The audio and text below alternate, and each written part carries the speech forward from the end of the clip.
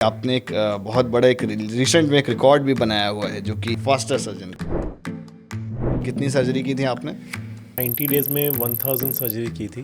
मुझे तो ये समझ में ही नहीं आता लोग 6-7 बजे के बाद खाते ही क्यों हैं। खाते ही क्यों हैं। लेट नाइट पार्टी करना रॉन्ग, एब्सोल्युटली रॉन्ग। ठीक है, पार्टी करना इज़ नॉट वो गलत नहीं है, बट सर्टेनली आप अपने डाइट को रेस्ट्रिक्टेड रखिए और 7 बजे तक maximum bye 7 PM in the evening अगर आप अपना डिनर कर लेते हैं तो that is actually a best thing what you can do for your own body. Alcohol कितना लेना चाहिए अपनी हेल्थ को बढ़िया रखने के लिए? बहुत सारे हमारे छोटे भाई बड़े भाई देख रहे होंगे, अल्कोहल का बहुत बड़ा मामला है कि भाई छोड़ भी नहीं सकते। मैं बोलूं तो अल्कोहल की कंपनी मेरे पीछे ना पड़ जाए। हेलो दोस्तों, आप सभी कैसे हो? उम्मीद करता हूँ सारे बढ़िया होंगे। आज का पॉडकास्ट यार बहुत खास होने वाला है बिकॉज आज हम बात करेंगे कि भाई आपको अपनी लाइफ स्टाइल को कैसे हेल्दी रखना है, रूटीन में कैसे रखना है, क्या खाएं तो भाई डायबिटिक नहीं हो, शुगर कितनी लें, इस तरह से ढेरों सवाल होंगे आप सभी के मन में। और बड़ी इंपॉर्टेंट चीज़, आप सारे डॉक्टर्स हो जो देख रहे हो कि भाई यस पांडे सर हैं आज हमारे साथ में, कि भाई सर्जरी में भी लेटेस्ट क्या आया है वो भी आज हमको जानने को मिलेगा। सर 2 हॉस्पिटल करेंटली रन कर रहे हैं, वाराणसी से आते हैं, एक प्रिया हॉस्पिटल वाराणसी और एक SAS हॉस्पिटल। मोस्ट वेलकम है सर आपका हमारे इस पॉडकास्ट चैनल पर। Thank you.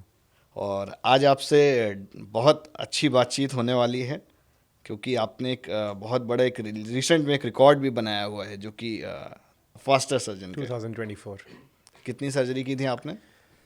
90 डेज में 1000 सर्जरी की थी। उसमें एक सर्जरी जो थी that is a gall bladder surgery, laparoscopic cholecystectomy, वो 8 मिनट 31 सेकेंड्स में थी। अनलाइकली जो उसके पहले का था रिकॉर्ड जिसका, वो 9 मिनट 11 सेकेंड का था। तो आपने उसको ब्रेक कर दिया। हाँ, मतलब थाउजेंड्स कर दी। मतलब पर डे कितनी कर रहे थे? करीब 3-4 के आसपास। 8 से 10, 8 से 10। 11, कभी 14 ऐसे। तो एक मतलब 8 से 10 मिनट में एक हो जाती थी। सारी नहीं, एक हो गई उसमें अच्छा, से। एक हो गई थी।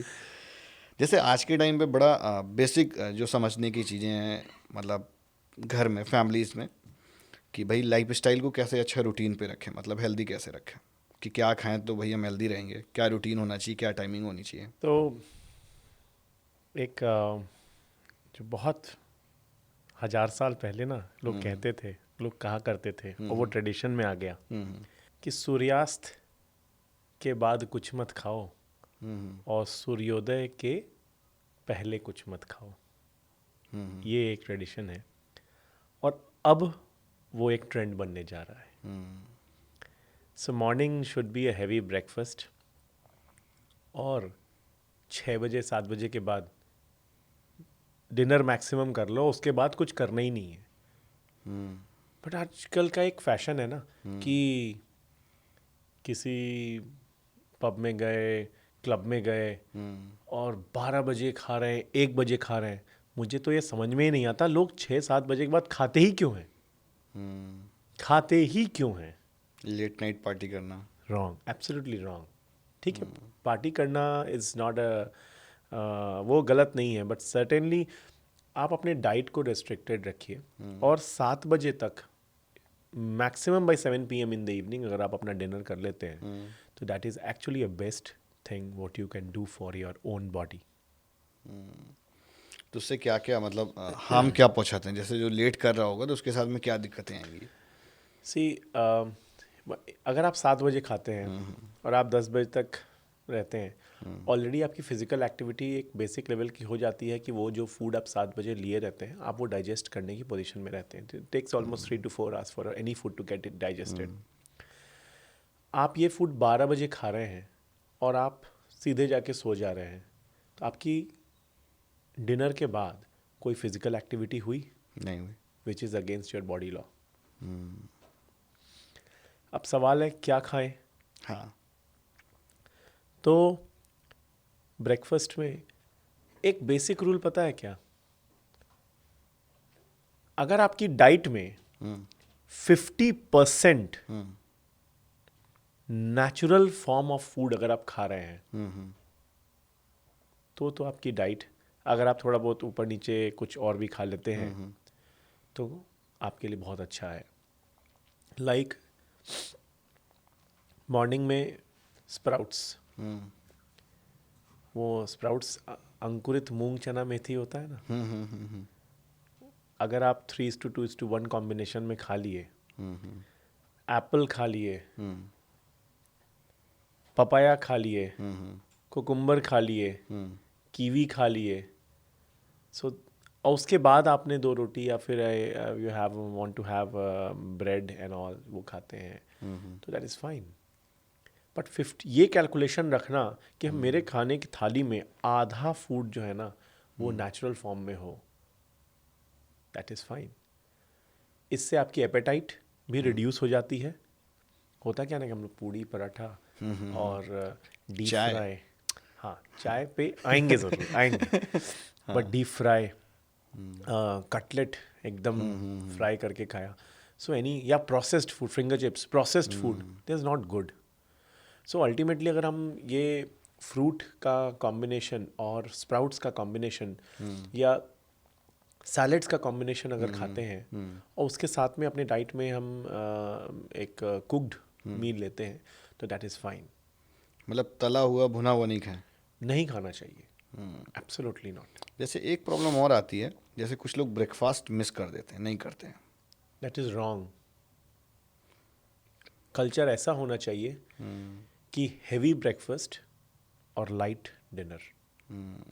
लीवर से क्या क्या मतलब डिसीज़ धीरे धीरे करके क्रिएट होने लगती है, मतलब कितना इम्पैक्ट डालता है, जैसे डायबिटिक हो गया या किडनी में आ गया या बाकी मल्टीपल चीज़ें हैं वो तो. इफ़ यू टेक, जैसे अगर आप बहुत फैटी फूड लेते हैं, ठीक है, अब फैटी फूड कैसे, anything rich in carbohydrate, anything rich in fat.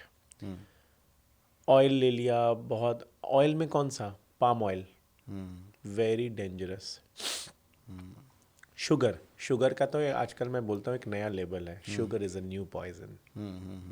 तो अगर आप ऐसे फूड लेते हैं तो होता क्या है, आपको पता है फैटी लिवर होता क्या है. फैटी लिवर क्या हुआ कि भाई फैट डिपॉजिट हो गया तो वो फैटी लिवर. बट सवाल है कितना, अगर 5% से ज़्यादा फैट आपके लिवर में डिपॉजिट हो गया है ना तो that is a fatty liver. तो सवाल आपने किया कि डायबिटीज़, इसके बाद आपने पूछा कि फैटी लिवर के बाद डायबिटीज़ कैसे हुआ. डायरेक्ट रिलेशन है कि जो लिवर सेल है उसके चारों तरफ फैट डिपॉजिट हो गया तो वो फैटी लिवर हो गया. अब उस फैट को वर्कआउट करने के लिए पैंक्रियाज इंसुलिन रिलीज करेगा.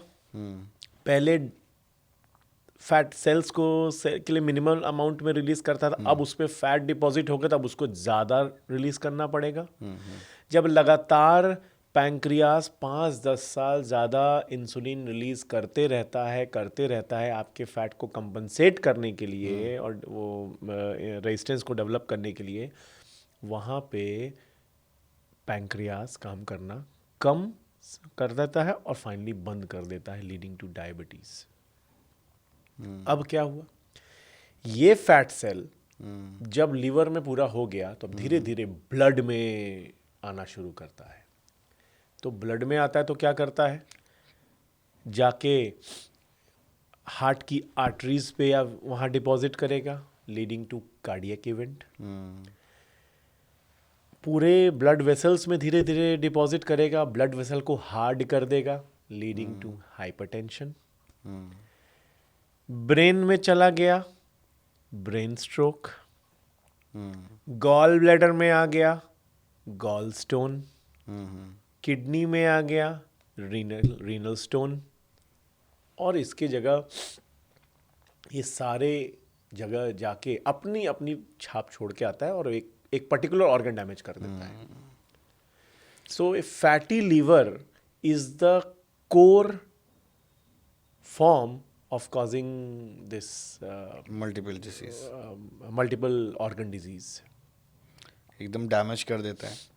जैसे आजकल रैंडम हार्ट ब्लॉकेज कहा जा रहा है बड़े यंग जनरेशन्स में से, मतलब 20 से 30 साल के बीच में. हाँ, lifestyle,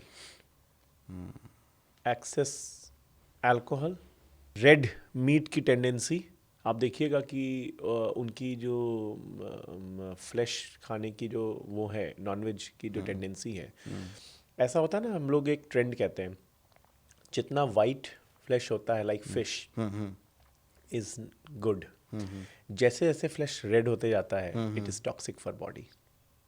okay. Yes. So fish followed by chicken, followed by mutton, followed by beef, ऐसे ये टेंडेंसी, इतना रिस्क बढ़ते जाता है. कोलेस्ट्रॉल कैसे बढ़ता है? Cholesterol, this is all fatty food. हाँ. जैसे हम लेते हैं, पाम ऑयल में बनता है, पाम ऑयल में बनता है तो एक्सेस फैट लेते हैं तो वो कोलेस्ट्रॉल के फॉर्म में आता है, अनसैचुरेटेड फैटी एसिड्स. जैसे कोलेस्ट्रॉल बढ़ता जाता है, कितना होना चाहिए नॉर्मल कोलेस्ट्रॉल? आइडियली ना, if you do a good workout तो भाई 150 के नीचे रहना चाहिए. बट अगर ये होता क्या है, हम आप रैंडम एक स्टडी कर लीजिए कि यंगस्टर्स में हो क्या रहा है कि 200, 250, मेरा 300. 212 है अभी. अच्छा. इसलिए मैं पूछ रहा तो था. फिर वो हाँ. You really need to work out. तो मतलब फिजिकल एक्सरसाइज बड़ी नीड है. Obviously physical exercise. देखिए होता क्या है ना कि अब अभी ये क्वेश्चन आना चाहिए कि विच ऑयल इज़ द बेस्ट. फिर भाई पाम ऑयल आप कह रहे हो, रिफाइंड ऑयल नहीं सही है, तो which oil is the best? I say कि सरसों का तेल है ना, 5,000 साल पहले भी वही अच्छा था. आज के लिए साइंस में वापस सरसों का तेल बहुत अच्छा हो गया है. और दूसरा उसके कंटेम्प्रेरी में और उससे बेहतर इज काऊ का घी. अच्छा. बस उसके लिए एक ही डिमेरिट है, उसके लिए पचाना होगा. यू हैव वो टू तो डू तभी अच्छा होगा ना जब डाइजेशन अच्छा होगा. You have to work out if you want to have a ghee, and that is very good. That is very good for liver. और फैटी लिवर मतलब ये नहीं कि अगर हम मुझे फैटी लिवर है तो हम घी खाना बंद कर दें या वो कर दें. No, it is not like that कि फैट बंद कर दो. नहीं, आप ब्रेक लगाओ बैड फैट पे, गुड फैट पे ब्रेक मत लगाओ. यू नो दैट एक फ्रूट है एवोकाडो, उसका फैट कंटेंट बहुत हाई है, but that fruit has considered to be very good. जिसको कि फैटी लिवर ने उसका वो दीजिए, उसमें होता क्या है कॉन्सेप्ट कि बैड फैट हमारे लिवर में डिपॉजिट होता है. तो उसको रिप्लेस करने के लिए ना आप फैट को मत रोकिए, आप फैट को दीजिए but in form of good fat, that is avocado. तो मतलब अच्छा वाला देना पड़ेगा तो रिप्लेस कर देगा. Exactly, exactly. और चाय कॉफ़ी का क्या चक्कर बड़ा आजकल वायरल चल रहा है? T is not good certainly. Western countries में देखेंगे ब्लैक टी का कॉन्सेप्ट है, ये मिल्क टी का नहीं. एंड उसके फ़ायदे नहीं है, नुकसान बहुत ज़्यादा है. On the other hand coffee is very good for liver. Coffee has a tendency कि वो फैट को डिस्प्लेस कर सके, जो बैड फैट है उनको डिस्प्लेस कर सके. बट इसका एक्सेस यूज भी नहीं होना चाहिए. Like once a cup, 1 cup और maximum 2 cup per day is good, not more than that. मतलब 2 इनफ है. मैक्सिमम लोग 5-5 कर लेते हैं, 10-10 कर रहे देखिए हैं. दैट विल सर्टेनली लीड कि उनको नींद नहीं आना, फिर any excess of anything is bad, फिर हाइपरटेंशन, तमाम चीज़ें हो सकती हैं. पर 1 कप से लेकर दिन में 2 cup coffee for a body is a very good thing. BP कब स्टार्ट होता है? मतलब बीपी की जो हाई होने का, ये लो होने का कैपेसिटी वो रहता है ट्रेंड, अब एक मैंने क्राइटेरिया. बताया आपको कि अगर excess cholesterol, excess fat deposit अगर आर्टरीज में हो रही है फॉर प्रोलॉन्ग टाइम, ये मतलब बॉडी को खुद को कब महसूस होगा? कि बहुत सारे लोगों को पता ही नहीं चल पाता है कि मुझे हो रहा है, या इनिशियल स्टेज में होते हैं. तो वो स्टेज कौन सी होती है? देखिए एक ब्लड टेस्ट है. आई वुड से कि 2 टेस्ट है, 20-20 रुपए के आते हैं. एक SGOT, एक SGPT. उसको कराओ और देखो कि अगर वो सपोज करिए नॉर्मल वैल्यू अगर 30 के अंडर है, अगर वो सही है ना तो फिर ठीक है, कोई टेंशन नहीं है. नहीं कोई टेंशन नहीं है. और पेशेंट को अगर अच्छे, किसी भी इंसान को अगर अच्छे से भूख लग रही है ना, तो it is a very good sign कि वो ठीक ठीक है। वो because liver is functioning well and he is absolutely fine. तीसरा है ना, वो आप कम और मैं कम बार बार अच्छे से देख सकता है। नेप ऑफ नेक पे, गले के पीछे अगर उसको ब्लैक लाइन पड़ना शुरू हो जाए और मुहासे डेवलप करना शुरू हो जाए, आप ये एक एजम्पशन है, ये एक वो है कि आप देखेंगे ना उस पर्टिकुलर बंदे का अगर आप टेस्ट कराओगे ना, आप उसका कहीं ना कहीं लिवर कॉम्प्रोमाइज पाएंगे। ये एक बहुत रॉ आइडिया है समझने के लिए कि गले पे काला निशान अगर पीछे आ रहा है ना, हाँ समझ गए, तो आप उसका लिवर फंक्शन कराओ, मैक्सिमम लोग का लिवर फंक्शन गड़बड़ होगा। और लीवर गड़बड़ होने से बाकी भी सारी चीजें डायरेक्ट कोरिलेशन है। ठीक बात। SGPT SGOT, जैसा कि मैंने कहा कि 2 टेस्ट कराओ। मान लो 26 साल की उम्र में आपने SGPT या SGOT कराया, यंगस्टर्स में हार्ट अटैक की टेंडेंसी बहुत बढ़ गई है ना, बहुत ज़्यादा बढ़ गई, बहुत ज़्यादा। 28 साल के बच्चों को हो रहा है। आप SGOT SGPT कराओ और आप देखो, अगर वो बढ़ा हुआ है ना, तो उसको फर्स्ट 10 साल बाद, यानी कि वो जब 36 ईयर्स का होगा, तो उसकी कार्डियक इवेंट होने की संभावनाएं, यानी कि कोई भी कार्डियक अरेस्ट या कोई भी हार्ट इवेंट होने की संभावनाएं 7 गुना ज़्यादा बढ़ जाती है एज कंपेयर टू जिसका नॉर्मल रहता है, विच इज़ वेरी सिग्निफिकेंट।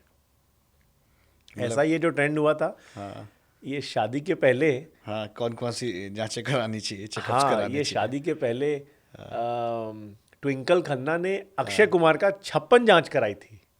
मैं कहता हूँ ये 2 जांच करा लो, पता चल जाएगा कि हेल्थ कैसा है, सेफ है कि नहीं है, सेफ है कि नहीं। अब थोड़ा सा मैं स्टोन पे आऊँगा, बिकॉज आज के टाइम पे स्टोन बड़ा कॉमन है। अगर वो 10 साल का बच्चा है तो उसके अंदर भी पाया जाता है, और वो अगर 20 साल का है तो उसके अंदर, और कोई मतलब मोर देन दैट है तो उसके अंदर भी 2 4 5 स्टोन तो रहते ही रहता है। तो ये स्टोन बनने का क्या कॉन्सेप्ट, कहाँ से बनता है अंदर? फैट। देखिए, स्टोन 2 से 3 जगह बॉडी में बन सकता है। अगर गॉल ब्लैडर में स्टोन बन रहा है, तो वो उसका डायरेक्ट रिलेशन है कि वो उसका फैट कंटेंट बहुत ज़्यादा होगा, कोलेस्ट्रॉल डिपॉजिट ज़्यादा, कोलेस्ट्रॉल स्टोन फॉर्म होता है। या हाई यूरिक एसिड कंटेंट ले रहा होगा, बहुत नॉन वेजिटेरियन होगा, नॉन वेज का बहुत इनटेक होगा, तो भी यूरिक एसिड कंटेंट बढ़ेगा और कोलेस्ट्रॉल कंटेंट बढ़ेगा, और वो अल्टीमेटली फैट बनेगा और वो फिर कोलेस्ट्रॉल स्टोन्स बन के डिपॉजिट हो जाएंगे। दूसरा है हमारी लाइफस्टाइल, बहुत कम पानी पीना। Adequate amount of water is almost 2.5 litres per day. ये होना बहुत ज़रूरी है। तो अगर हम बहुत ध्यान से लगता है, आप एक आम आदमी से बात करेंगे ना, तो पानी पीते हो, बोला हाँ दिन भर में बहुत पीते हैं। बट उससे पूछोगे तो बोलेगा हाँ 2-3 बॉटल पी जाते हैं। इसका मतलब क्या जानते हैं? 2 से 3 लीटर तो पी रहा है, यानी कि इसको एडिक्वेट वाटर इनटेक वो ले रहा है। बट आप उससे वापस सवाल पूछिए कि कितना ग्लास पानी पीते हो, तो वो बोल जाएगा 4-5 ग्लास तो हो ही जाता है, और 1 ग्लास 200 ml का होता है। मतलब वो कम कंज्यूम कर रहे हैं, कम कर रहा है। तो अगर हम लोग बहुत कम पानी पीते हैं, लाइक उनको आप देखें, उस वैसे इंसान में ना किडनी स्टोन बनने की प्रोपेंसिटी बहुत हाई होती है। सो वाटर इनटेक बहुत इंपॉर्टेंट फैक्टर होता है हमारे बॉडी के एक्सक्रीट्स को बाहर निकालना, ये बहुत इंपॉर्टेंट है। दूसरा कि हाई फाइबर डाइट और एनी फ्रूट और food which is rich in antioxidant. ये इसलिए भी बहुत इंपॉर्टेंट है कि हमारे एनीथिंग जो कोई भी बॉडी में ये जो वेसल्स है ना, कोई ऐसी चीज़ हमने ली जो बहुत swelling, like mild swelling cause कराई थी, जैसे आपने ट्रेंड सुना होगा ना, ग्लूटेन फ्री डाइट का। ये जो गेहूं में ना बहुत ज़्यादा कंटेंट ग्लूटेन का पाया जाता है, इसलिए ये डिस्करेज किया जा रहा है कि wheat is not good because it contains gluten. और उसके एवज में अगर आप ज्वार बाजरा मक्का लेते हैं जिसको हम लोग मोटा अनाज कहते हैं, हाँ। अच्छा ट्रेडिशनली ना हमारे फादर के दादा वादा के ज़माने में अगर आप पूछेंगे ना तो उस ज़माने में ऐसे ही लोग बोलते थे कि मोटा अनाज हाँ, हम लोग मतलब बाजरे की रोटियां, ज्वार की रोटी, बाजरे की रोटी, मक्का की रोटी, ये ट्रेंड बहुत ज़्यादा अलग था। अलग तरह के और आटा हुआ करते थे। हाँ, एग्जैक्टली और अब क्या हो गया कि वो वीट की रोटी में आ गया। और Completely उस पे चले गए। वीट भी बहुत हाइब्रिड हो गए हैं। उसमें ग्लूटेन कंटेंट है। ग्लूटेन क्या करता है कि पूरा स्वेलिंग कराने में उसका बहुत बड़ा योगदान रहता है। तो आप देखे होंगे कि जो इंटेस्टाइन में जो सूजन रहती है जिसको कहते हैं इन्फ्लामेटरी बावल डिजीज, IBD जो कहते हैं, वो बहुत प्रॉब्लम क्रिएट कर रहा है लोगों के लिए। और ट्रेडिशन एक्चुअली मैं कहता हूँ कि ये वीट नहीं खाना चाहिए। ये ट्रेंड में क्यों आया पता है? आप बाजरे की रोटी बना लो अभी और आप 8 घंटे बाद उसको नहीं खा पाएंगे। ना, उधर बने और आप इधर खाओ तब तो आप पैलेटेबल है। हाँ। वीट कैसा है, आज भी बना दो तो रात छोड़ो, आप कल सुबह भी खा सकते हो। इसलिए बेटर है कि हम लोग आज से समझ लें कि हम लोग मोटे अनाज की तरफ शिफ्ट हो जाएं, ज्वार बाजरा और मक्का। सही कह रहे हैं। जैसे अभी स्टोन हो जाती है तो फिर उसको एक है कि वो चीरा वगैरह लगा के निकालते हैं स्टोन को, और एक लेजर वाला कॉन्सेप्ट है। दोनों में बेहतर कौन सा है? लैप्रोस्कोपी, लेजर वाला, दैट इज ये उसका भी वो लैप्रोस्कोपी ही है। अच्छा, लैप्रोस्कोपी। लैप्रोस्कोपी ना पहले तो था कि 5 mm 10 mm का पोर्ट बनाओ, वो बनाओ। अभी बहुत एडवांस हो गया है। अब तो 3 mm के 2 पोर्ट और 5 mm के 1 पोर्ट से ट्रेडिशनल लैप्रोस्कोपी से एक आ गया है मिनिमल एक्सेस सर्जरी। अगर गॉल ब्लैडर में स्टोन है और अगर फुल फॉर्म्ड स्टोन है तो आज के डेट में ना उसका एक डेफिनेटिव है कि डेफिनेटिव इलाज ये है कि कोलेसिस्टेक्टमी किया जाए, यही उसका है। आई वुड सजेस्ट कि अगर ये मिनिमल एक्सेस सर्जरी की तरह हो तो टेक्निकली 2 5 mm यानी कि 1 सेंटीमीटर और एक 1.5 सेंटीमीटर में टोटल बॉडी में इसको इफेक्टिवली निकाला जा सकता है। जैसे लोग बोलते हैं लेजर से किया जाएगा तो कुछ ब्रेक होके अंदर रह जाता है, ऐसा भी है क्या? All myth.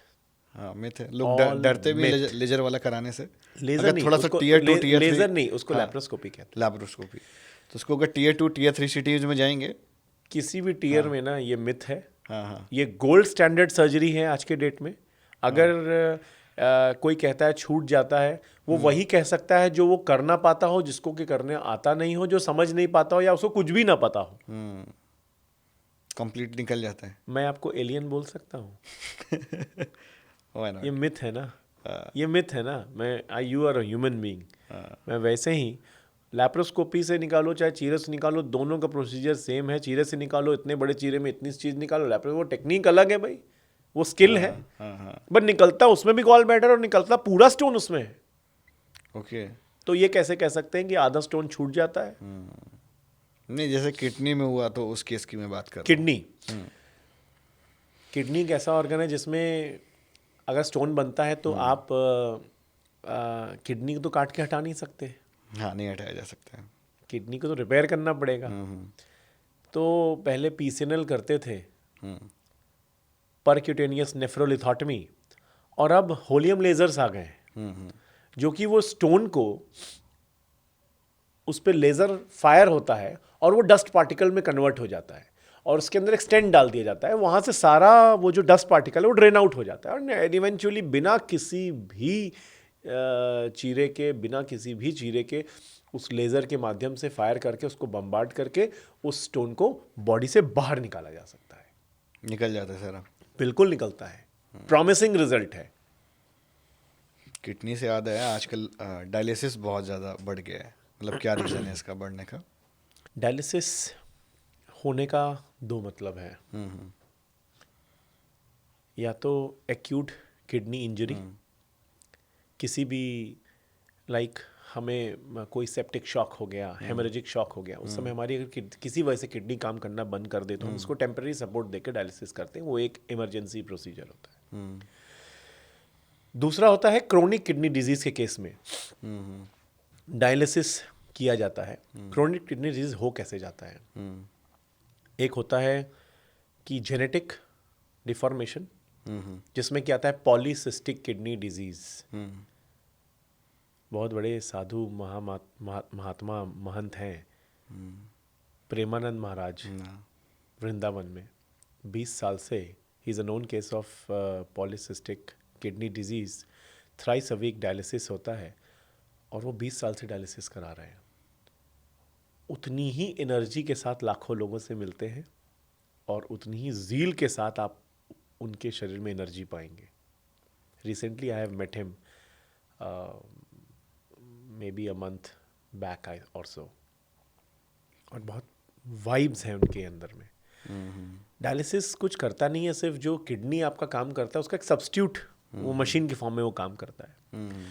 दूसरा एक इम्पॉर्टेंट फैक्टर जिसकी वजह से हम लोग को ये समझना है कि डायलिसिस, आपने ये सवाल खड़ा किया, ये जो डायबिटीज़ होता है ना, अगर अनकंट्रोल डायबिटीज़ बहुत लंबे समय से है तो उसकी टेंडेंसी होती है कि वो किडनी को पूरी तरह डैमेज कर दे, फील कर देगा पूरा किडनी ही। वो दीमक होता है ना, लकड़ी को खा जाता है, हाँ। तो डायबिटीज़ है ना वो किडनी को खा जाएगा।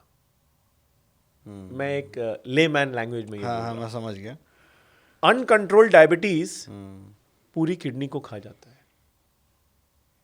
और बहुत लोगों को ये भी मिथ है, मुझे लग रहा है, कि अगर एक बार डायलिसिस करा दो तो फिर मल्टीपल टाइम कराना पड़ता है। ऐसा भी है क्या? अगर क्रोनिक किडनी डिजीज़ है हाँ। तो उसका एक शॉर्ट टर्म ट्रीटमेंट प्लान जो होता है ना वो डायलिसिस है। बट अगर उसको परमानेंट करना होगा तो फिर वो रीनल ट्रांसप्लांट है। ओके। और अगर एक्यूट इंजरी है तो ऐसा नहीं है कि डायलिसिस परमानेंटली होगी। अगर पर्पस सॉल्व हो गया, किडनी रिगेन बैक कर गई, तो वापस वो किडनी काम करना शुरू कर देती है। बट सर्टेनली एक बार सीकेडी हो गया ना तो किडनी दोबारा काम करना करती नहीं है, वो फिर आपको डायलिसिस पे ही रहना पड़ता है। अगर आपको चाहिए तो वो आप फिर फर्दर रीनल ट्रांसप्लांट करा सकते हैं जिससे कि आपकी किडनी खुद का काम करे। ठीक। आईपॉम सर्जरी क्या है? बहुत ज़्यादा मतलब सर्च किया जाता है, या मतलब लोग जानना चाहते हैं इसके बारे में।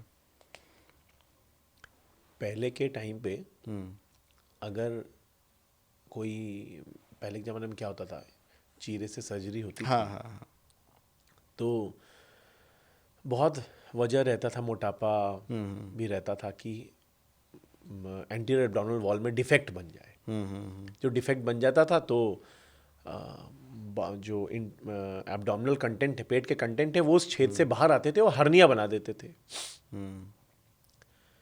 उसको सही करने के लिए क्या करूं? फिर एक चीरा लगाओ, जो कि बहुत टीडियस जॉब और बहुत बड़ा चीरा लगता था। अभी क्या हुआ कि 10 mm का एक पोर्ट बनाओ, 10 mm का, और लैप्रोस्कोप के माध्यम से आप जाके उस हर्निया को रिपेयर करते हो और उस पर एक मेश लगा देते हो। पूरी सर्जरी आपकी 1 सेंटीमीटर यानी 10 mm में हो गई। अनलाइकली आप उसके लिए 15-20 सेंटीमीटर का इंसिजन आप पहले लेते थे, और बहुत मिसिंग रिजल्ट भी उसका है कि मिनिमल एक्सरे आप 2 दिन में पेशेंट अगले दिन सुबह घर चला जाता है। और आप चीरे से करते तो 10 दिन तो आपके यहाँ ही पड़ा रहता, टाँके भी लगाने पड़ते, वापस लगाने पड़ते। हाँ। और इसमें तो 1 सेंटीमीटर 10 mm में पूरा काम हो गया आपका।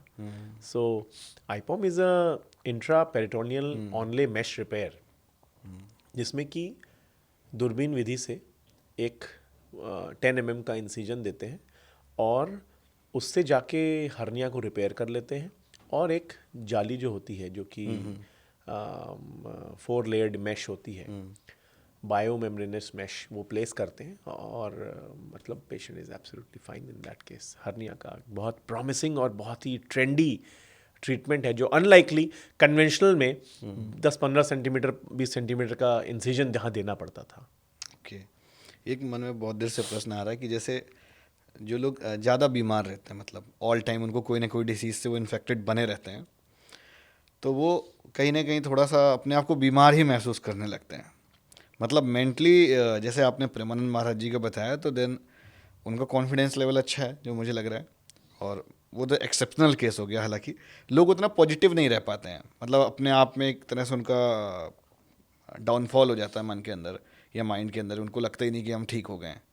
ऐसा भी होता है पेशेंट के साथ में, ये मतलब मेजर हो गया एक कि ना हाँ एक स्टडी हुई थी, हाँ हाँ 3 छोटे छोटे छोटे पौधे रखे हुए थे। हाँ हाँ एक पौधे से बहुत अच्छे से बात किया गया कि तुम बहुत अच्छे हो, वेरी गुड, एक पॉजिटिव वाइब्स उसको दी गई।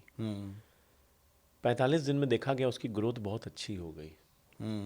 वो तीनों एक ही पौधे थे, एक ही तरह के पौधे हैं, एक ही जगह वो उगाए गए थे और एक लाके रखा गया। अब क्या हुआ, दूसरा पौधा को थोड़ा नेगेटिव बोलना शुरू किए और तीसरे पौधे को ना बहुत ज़्यादा नेगेटिव बोलना शुरू की कि तुम एकदम, तुम्हारा रंग खराब, तुम्हारा सब कुछ खराब, तुम्हारा जड़ खराब, तुम भी खराब, तुम्हें कुछ नहीं, तुम बढ़ नहीं सकते, तुम कुछ नहीं कर सकते। 45 दिन बाद आप ऑब्जर्व करिएगा, सेम एनवायरनमेंट में 3 पौधे रखे हुए, सेम थॉट, सेम जगह से उगे हुए लाके रखे हुए, जिससे आप पॉजिटिव बात किए उसकी ग्रोथ बहुत अच्छी हुई, और जिससे नेगेटिव बात किए वो समहाउ द अदर वो नेगेटिव में रह गया। सो ये पॉजिटिव बोलना और पॉजिटिव माहौल में सोचना, मेडिकल साइंस कहता है ना कि अगर सीकेडी का पेशेंट है तो 10 साल तो आप डायलिसिस पे खींच लेते हैं, बहुत कम लोग भाग सकते हैं। मगर आप यही देखिए कि महाराज 20 साल से सीकेडी से लड़ रहे हैं और मुझसे और आपसे ज़्यादा एनर्जी उसमें है। बाकियों में एनर्जी डाल रहे हैं वो तो, बाकियों में एनर्जी डाल रहे हैं। हाँ सही बात है। मतलब आजकल लोग ना बड़ा डाउन हो जाते हैं, जैसे कुछ हुआ उसके बाद में वो इतना निगेटिव हो गए, और सराउंडिंग से पॉजिटिव मैसेज आना और खुद को ये सोचना कि पॉजिटिव मैसेज को रिएक्ट करना कि नहीं, इस नेगेटिव सिचुएशन में भी मेरा पॉजिटिविटी बहुत ज़्यादा है, वो डेफिनेट वे आपके लिए निकालेगा जिसमें कि आपकी पॉजिटिव का रास्ता निकल जाएगा। नेगेटिव होना इज मतलब लाइफ का सबसे वेस्ट वर्स्ट पार्ट है ना, और वर्स्ट पार्ट है, जिससे कि ना आपका ग्रोथ, डेवलपमेंट सब कुछ बाधित हो जाता है। अल्कोहल कितना लेना चाहिए अपनी हेल्थ को बढ़िया रखने के लिए? बहुत सारे हमारे छोटे भाई बड़े भाई देख रहे होंगे, अल्कोहल का बहुत बड़ा मामला है कि भाई छोड़ भी नहीं सकते।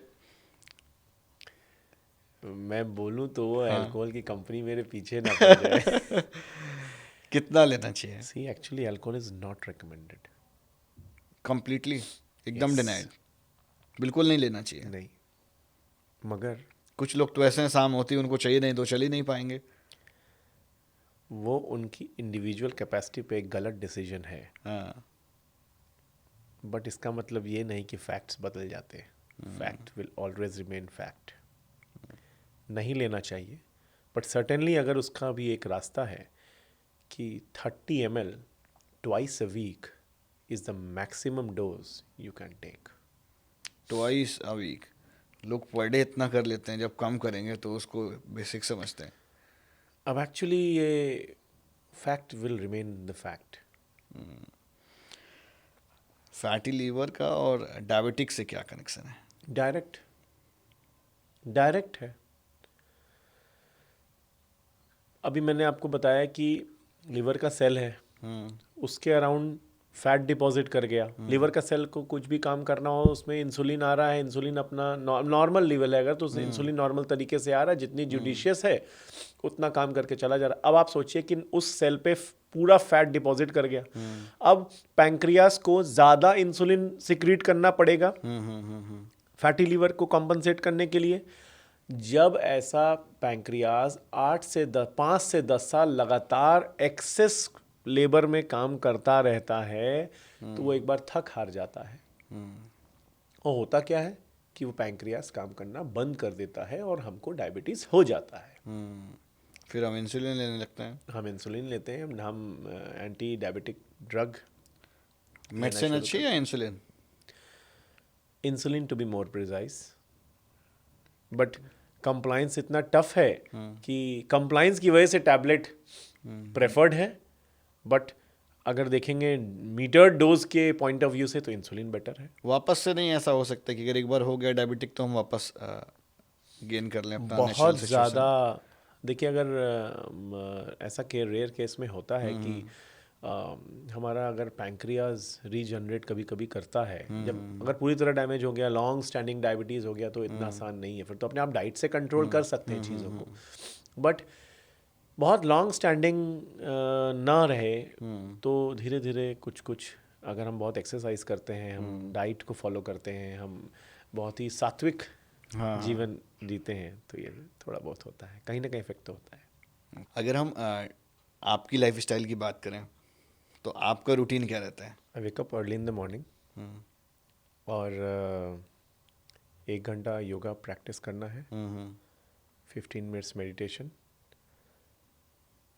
फ्रूट्स और हाफ कुक्ड और हाफ मिक्स करके ब्रेकफास्ट, फिर दिन भर की वर्किंग है, 6:30-7 बजे आई हैड माई डिनर, उसके बाद कुछ नहीं। और फिर अगर सर्जरीज हो या वो हो, डाइट फैक्टर में तो सुबह और शाम, बीच में कुछ भी लंच वंच कुछ नहीं? नहीं, आई स्किप। एकदम स्किप? सुबह कितने बजे खाते हैं? मे बी अराउंड 8:30 to 9 के बीच में एक हैवी ब्रेकफास्ट, और फिर शाम का सीधे डिनर कर लिया। क्या बात है। नॉनवेज नहीं खाते? खाते हैं? हाँ खाते हैं, और बहुत ही कैलकुलेटेड और मीटर्ड वे में, ऐसा नहीं कि कोई अच्छा। वो रैशेस है। और एक बड़ा पर्सनल क्वेश्चन है कि आपको कैसे इंस्पिरेशन मिली कि भाई मैं डॉक्टर बनूं? यू नो, वैसे तो मैं अपने फैमिली का 45th डॉक्टर हूँ, और ये लेगेसी 3rd जनरेशन की है। तो ये जो इंस्पिरेशन नहीं है, ये वायरस है मेरे फैमिली में। पहला जनरेशन, दूसरा जनरेशन, और अब मेरी generation. And my wife is 46 doctor. और जो मेरा दोनों में बेटे हैं ना, अभी भी स्टेथ्स लगा के घूमते रहते हैं। अगर वो डॉक्टर बनते हैं तो ये कोई बड़ी वजह नहीं कि वो डॉक्टर क्यों बन रहे हैं। मैं ये नहीं कह रहा कि वो डॉक्टर बने, कुछ भी बने, दे वांट टू, वो जो करना चाहें। मगर मैंने सिर्फ यही माहौल देखा और उसी एक्सपोजर में खो गए। खो गए। दो बेटे हैं? जी, अभी कौन से स्टैंडर्ड में हैं? एक तो मॉन्टेसरी में, और दूसरा तो अभी घर पे ही है। अजय घर पे बहुत छोटा है।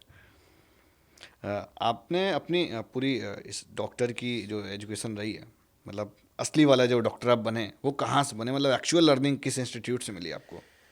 जब मैं SR था BHU में, sir Sundarlal hospital IMS BHU, वहाँ पे लर्निंग बहुत ज़्यादा मिली। वहाँ केस लोड, वहाँ मेरे टीचर्स, मेरे प्रोफेसर्स, वो बहुत हेल्प किए। बहुत छोटा सा ट्रिक है ना, उसको भी बताना वो बहुत इम्पॉर्टेंट है एक्चुअली। मैंने बैरियाट्रिक सर्जरी में और GI सर्जरी में जब मैं फेलोशिप कर रहा था, ट्रेनिंग लिया जेम हॉस्पिटल कोयम्बटूर में।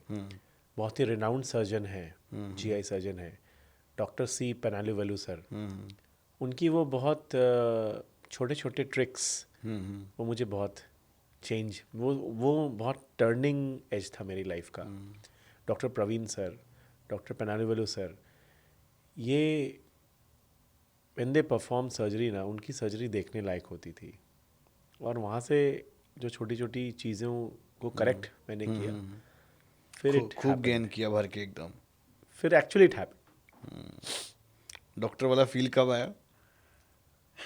मतलब कि आप परफेक्ट बन गए और अब से बढ़िया करने लगे? कितने साल हो गए? जब इंडिपेंडेंट प्रैक्टिस किया तो उसके 2-3 साल में एकदम हो गया। फिर तो हाथ खुल गया BHU में काम करने के बाद। फिर since then I never look back. कितने साल से कर रहे हैं सर्जरी? 2017 से। 2017 से मतलब 24, मोटा मोटी 7 साल हो गए। बिल्कुल। 7 साल में कितनी सर्जरीज कर ली होंगे अभी तक? More than 10,000। 10,000 से ज़्यादा? मतलब ग्रेट। और अभी आपके हॉस्पिटल में मतलब किस तरह की आप लोग सर्जरीज अभी कर रहे हैं? जैसे अगर हम प्रिया हॉस्पिटल की बात करें। SAS हॉस्पिटल और प्रिया हॉस्पिटल में ऑलमोस्ट सारे डिपार्टमेंट हैं। Surgery, urology, GI surgery, gynaecology, medicine, paediatrics, dermatology, urology, neurosurgery, neurology, सारे ही डिपार्टमेंट्स हैं। कितने डॉक्टर्स एक साथ काम करते हैं लगभग? कभी कभी मल्टी ऑर्गन फेलियर वाला केस भी तो आता होगा। 24 डॉक्टर्स हैं हमारे टीम में, जो कि जिनकी ओपीडी ऑलमोस्ट डेली होती है, and we are doing good. अच्छा, पेशेंट मतलब बहुत बार ऐसे आते होंगे ना, जैसे कोई विलेज से आ रहा है तो उनके समझाने का तरीका बड़ा अलग रहता है। किसी पेशेंट की कोई स्टोरी याद आ रही है आपको? एक्चुअली पेशेंट काउंसलिंग में बहुत एक इम्पॉर्टेंट फैक्टर होता है। वो बहुत से पेशेंट है ना, वो भ्रमित होकर रहते हैं। किसी जो बहुत एजुकेटेड क्लास, उनको समझाना बहुत आसान है, बट जो टीयर 4 टीयर 3 से आते हैं, उनको एक्सप्लेन करना ना, उनको एक तो बहुत जेन्युइन बात बतानी पड़ती है, क्योंकि वो ना अपने गांव के माहौल से, अपने गांव के डॉक्टरों से प्री काउंसल्ड होते हैं, जो कि हम लोग के लिए बहुत प्रॉब्लम होती है। अब किसी को ना गॉल ब्लैडर में स्टोन है, 20 mm का स्टोन है, उसको 5 साल से एक जड़ी बूटी दे रहे हैं कि वो गल जाएगी गल जाएगी गल जाएगी, जबकि हमारा साइंस ये कहता है कि ये पॉसिबल नहीं है, बिल्कुल पॉसिबल नहीं है।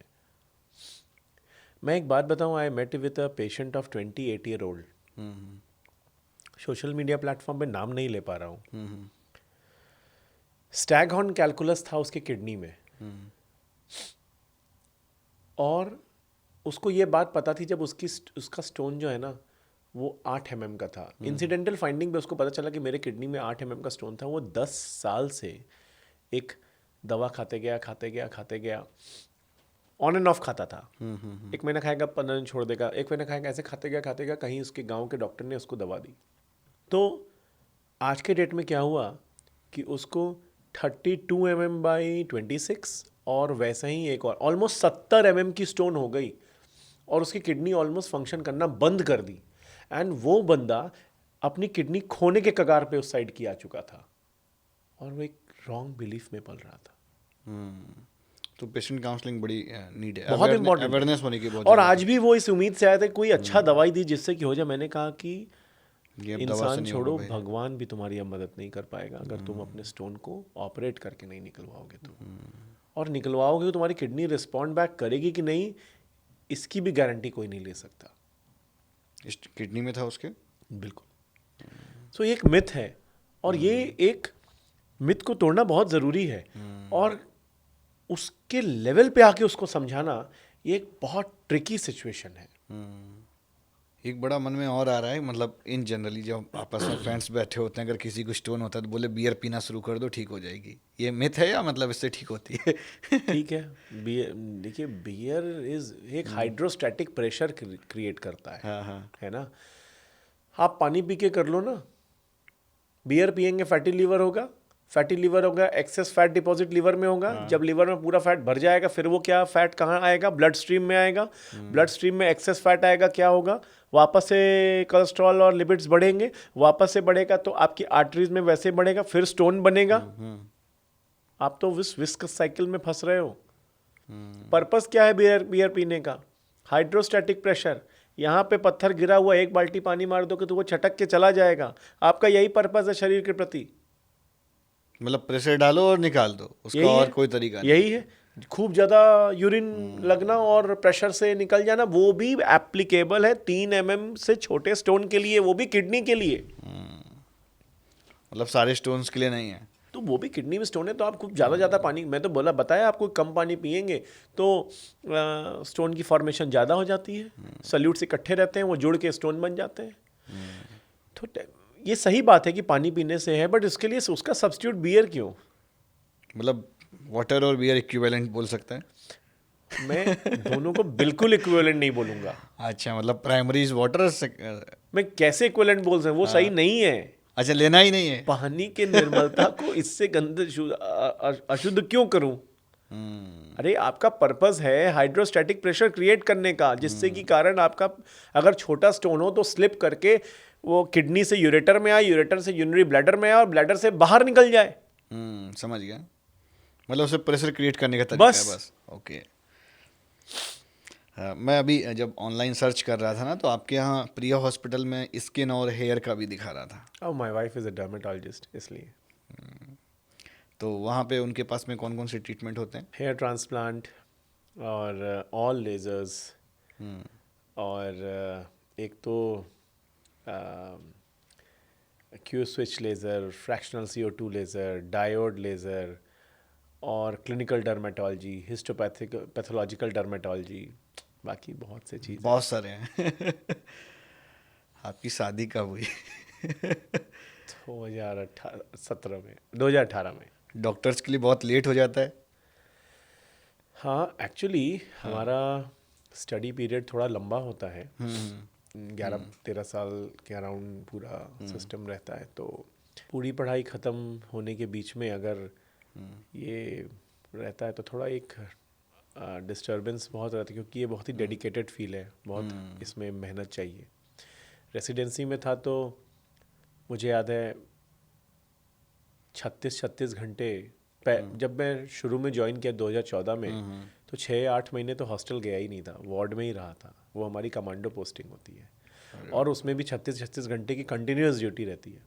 तो उसमें आप अपने नॉर्मल लाइफ, आप खुद नॉर्मल लाइफ में बहुत योगदान उतना अच्छे से दे नहीं पाते। तो ये एक बार ख़त्म हो जाए तो फिर ये सब इट्स ओके। ये SRशिप का जो आप जिक्र कर रहे हैं 2 बार 3 बार लगभग, कि ये होता क्या है? मतलब बहुत सारे सीनियर रेजिडेंसी होती है किसी भी फील्ड में, आप जाके आप पोस्ट कितने दिन का रहता है? इस पे क्या स्टाइपेंड मिलता है? मतलब हाँ, मिलता है ना, 3 साल का SRशिप होता है और स्टाइपेंड मिलता है। It's like DM? नहीं, DM के बाद में या MCH के बाद में आप सीनियर रेजिडेंट या MS या MD के बाद भी आप सीनियर रेजिडेंसी कर सकते हैं। ओके। आप जिस फील्ड में आपने स्पेशलाइज किया है उस ब्रांच में आप जाके उस डिपार्टमेंट आप किसी भी पहले कोई क्या होता एग्जाम था? वगैरह होता है इसके लिए? नहीं, इट्स जस्ट एन इंटरव्यू और वो इंटरव्यू के बेसिस पे ले लेते सिलेक्शन हैं। करते हैं किसी भी कितना स्टाइपेंड मिलता था आपको? वो SRशिप के बाद तो अराउंड 1 लाख का मिलता था। 1 लाख रुपए स्टाइपेंड मिलता था? हाँ, सैलरी सॉर्ट ऑफ था वो। उसमें काम भी बहुत कराते होंगे। हाँ, काम होता था। जो सीखा है वहीं से सीखा हुआ है ना? जो भी मेरी सर्जिकल फील्ड में मैंने जो सीखा है वो उसमें sir Sundarlal hospital IMS PHU का बहुत बड़ा योगदान रहा है। ठीक बात। अगर हम बात करें यश पांडे सर का, डॉक्टर वाला गुरु कौन रहा? जब किसी परिवार में ना हाँ। पहला कोई डॉक्टर बनता है तो लगता है कि बहुत इम्पोर्टेंस मिल गई। हमारे ना हर दिशा में, आप 4 दिशा को जानते ना, मैं 8 दिशा समझता। और हर दिशा में देख रहे तो डॉक्टर खड़े। तो इसलिए लगता है कि हम लोग के लिए बहुत नॉर्मल लाइफ है कि ठीक है, मतलब इट इज़ जस्ट लाइक बस बन गए, बहुत कुछ ऐसा नहीं रहा। और जो चला आ रहा है वो कोई गुरूर नहीं है, एक बहुत बड़ा ट्रेडिशन है और उसको और उस ट्रेडिशन को लेगेसी में कन्वर्ट करना है, बस उतना ही है। और एक अपने सिस्टम को एक पायनियर बनाना है और एक सेंटर ऑफ एक्सीलेंस की तरफ जाना है। यही एक बेसिक विजन है। और ऐसा कोई गुरूर नहीं है, बस इस सिस्टम को एक लेगेसी में बनाना, स्ट्रॉन्ग लेगेसी रखना है, बस यही ध्येय है पूरा मेरा। जैसे बहुत बार पेशेंट को आप समझाते होंगे और वो नहीं समझता होगा आपकी बात को या उतना सीरियस नहीं लेता होगा, तो बहुत बार डांटा है कभी किसी को? नहीं, कभी नहीं। आप किसी को डांट के नहीं समझा सकते। हाँ। आप देखिए, अगर आप सही सलाह देंगे वो आपके थॉट प्रोसेस को और आपके कथित जो भी बातें हैं उसको कहीं ना कहीं से वेरीफाई करेगा। और आप जब सही चीज़ अपने प्रिस्क्रिप्शन पर लिख के डिलीवर करते हैं तो कोई भी आदमी जो सही आदमी होगा उसको काट नहीं पाएगा। और जब सेकंड ओपिनियन आपके फर्स्ट ओपिनियन का समर्थन करता है तो वो पेशेंट खुद पे खुद अपने आप आके आपके सामने चीज़ों को मानता है, समझता है। रेडी टू लिसन वाली सिचुएशन देयर होती इज है। Nothing sure in medical field. बहुत कुछ वेरिएशन हो जाता है। आप अगर अपने डिसीजन को उस पर थोपोगे ना तो वो आप पे बैकफायर कर सकता है। यू नेवर नो, बिकॉज ये कोई 2+2=4 का इक्वेशन नहीं है। मेडिकल फील्ड में बहुत कुछ अप्स एंड डाउन होते हैं। सो प्रोग्नोसिस शुड बी गार्डेड। हम अपनी मत को रख सकते हैं मजबूती से, प्योरिटी के साथ आपके सामने। ये आप पे निर्भर करता है कि आप उसको कितना समझ पाते हो। एक और बड़ा इम्पोर्टेंट क्वेश्चन है कि आपको सबसे ज़्यादा सुकून कब देता है? पूरा दिन रूटीन रहा सुबह से लेकर शाम तक, सबसे अच्छा वाला वो पल कौन सा रहता है? जब कोई पेशेंट आके बोलता है ना हाँ। कि 10 साल से दिक्कत में थे, अब वो मेरे पास दिक्कत नहीं है, तब एक उस समय फीलिंग ऑफ वेलबींग। एक पोस्ट वायरल हो रहा है मेरा हाँ। इंस्टा पे। हम्म। एक वृंदावन के बहुत जाने माने महाराज थे। हम्म। तो 10 साल से वो पेट से बहुत दिक्कत में थे, जिसकी वजह से उनकी बहुत सी साधना रुक गई, खाना पीना रुक गया, लाइफ एकदम मतलब बहुत सेटबैक में आ गई।